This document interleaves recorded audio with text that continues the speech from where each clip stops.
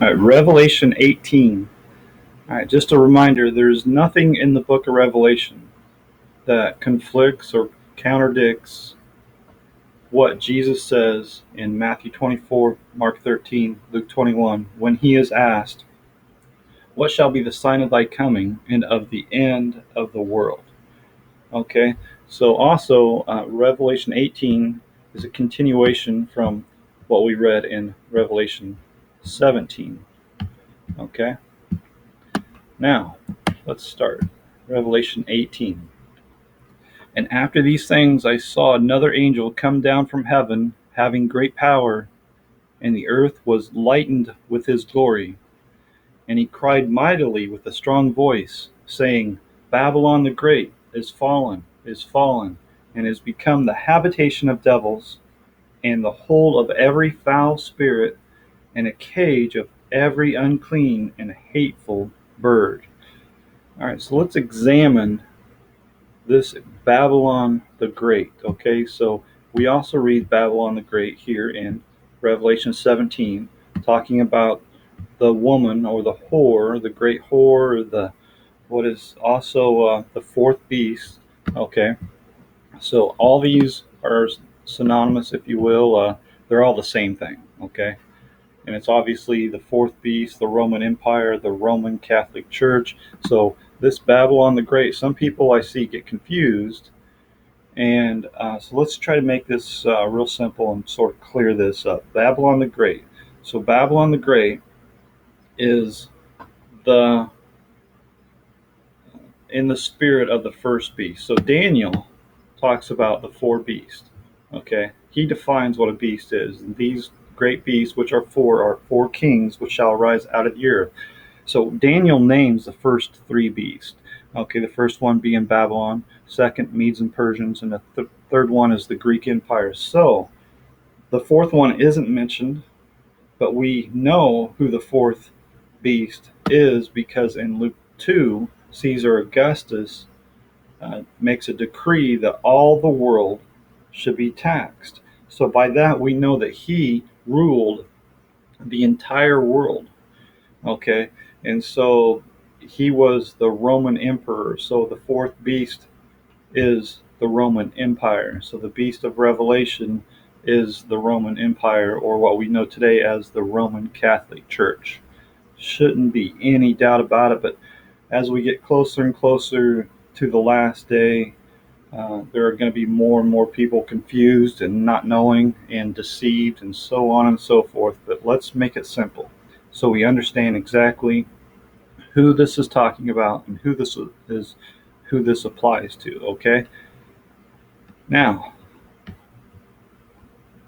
verse 3, for all nations have drunk of the wine of the wrath of her fornication, and the kings of the earth have committed fornication with her, and the merchants of the earth are waxed rich through the abundance of her delicacy. So I would equate this, I say this is figurative for influences and persuasions. Okay, so everybody, all the merchants of the earth are waxed rich through the abundance of her delicacies, her influences, her persuasions, if you will. Okay. Now, also, it's important to understand when it says hurt the merchants. Okay, let's see. The kings of the earth have committed fornication with her. The merchants of the earth. Okay, so when we're talking about kings and merchants, they all belong to Babylon. All right, let's read just a little bit more.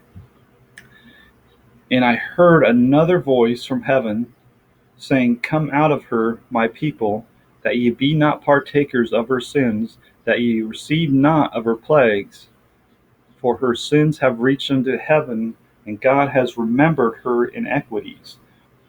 Reward her even as she rewarded you, and double unto her double according to her works, and the cup which she has filled to her double. How much she has glorified and lived deliciously, so much torment and sorrow give her. For she says in her heart, I sit a queen, and am no widow, and shall see no sorrow.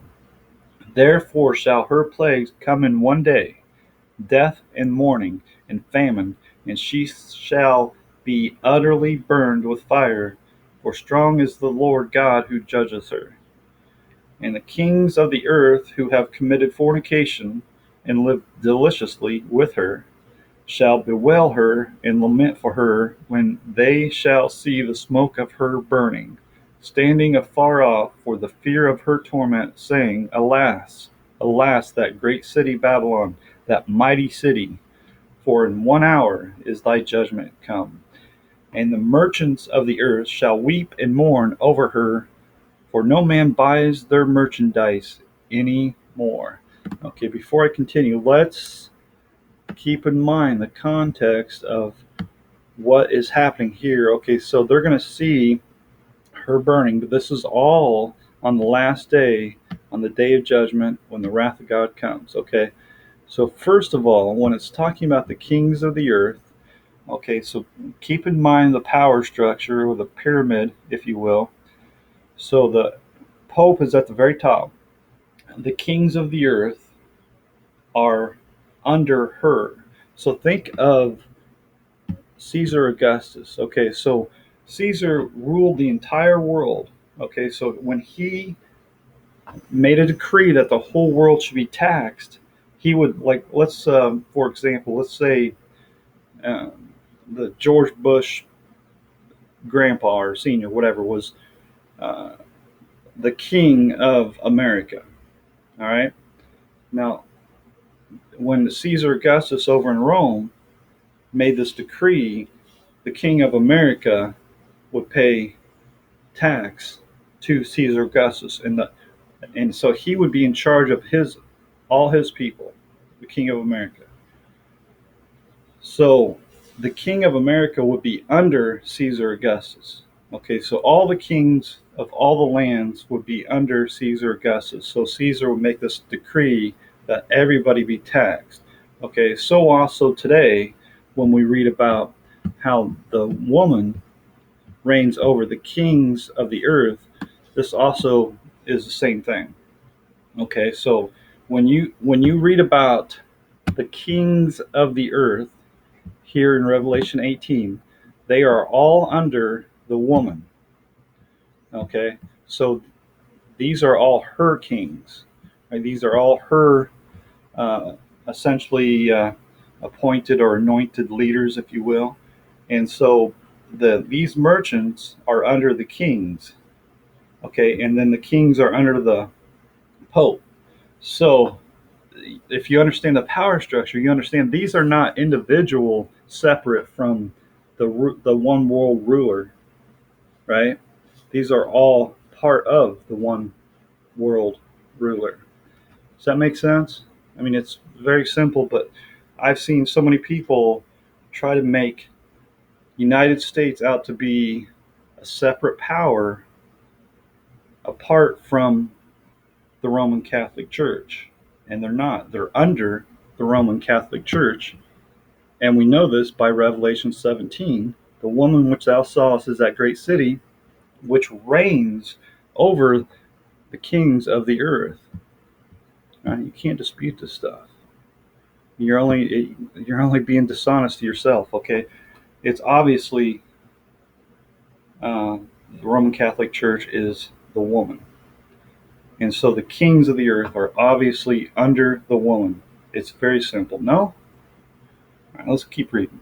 The merchandise of gold and silver and precious stones and of pearls and fine linen and purple and silk and scarlet and all fine wood and all manner vessels of ivory and all manner vessels of most precious wood and of brass and iron and marble and cinnamon and odors and ointments and frankincense and wine and oil and fine flour and wheat and beasts and sheep and horses and chariots and slaves and souls of men. And the fruits that thy soul lusted after are departed from thee, and all things which were dainty and goodly are departed from thee, and thou shalt find them no more at all. The merchants of these things which were made rich by her shall stand afar off for the fear of her torment, weeping and wailing, and saying, Alas, alas, that great city, that was clothed in fine linen, and purple, and scarlet, and decked with gold, and precious stones, and pearls. For in 1 hour such great riches is come to naught, and every shipmaster, and all the company in ships, and sailors, and as many as trade by sea, stood afar off, and cried when they saw the smoke of her burning, saying, What city is like unto this great city? And they cast dust on their heads, and cried, weeping and wailing, saying, Alas, alas, that great city, wherein were made rich all that had ships in the sea by reason of her costliness. For in 1 hour is she made desolate. Rejoice over her, thou heaven, and ye holy apostles and prophets, for God has avenged you on her. And a mighty angel took up a stone like a great millstone, and cast it into the sea, saying, Thus with violence shall that great city Babylon be thrown down, and shall be found no more at all. And the voice of harpers and musicians, and of pipers and trumpeters, shall be heard no more at all in thee. And no craftsman, or whatsoever craft he be, shall be found any more in thee. And the sound of a millstone shall be heard no more at all in thee. And the light of a candle shall shine no more at all in thee. And the voice of the bridegroom and of the bride shall be heard no more at all in thee. For thy merchants were the great men of the earth, for by thy sorceries were all nations deceived. And in her was found the blood of prophets and of saints and of all that were slain upon the earth. Okay, I think that clears it up, doesn't it? Makes it pretty easy once you see who this is talking about and why the kings and the merchants and so on and so forth are mentioned. It's because they are all under a one world government system.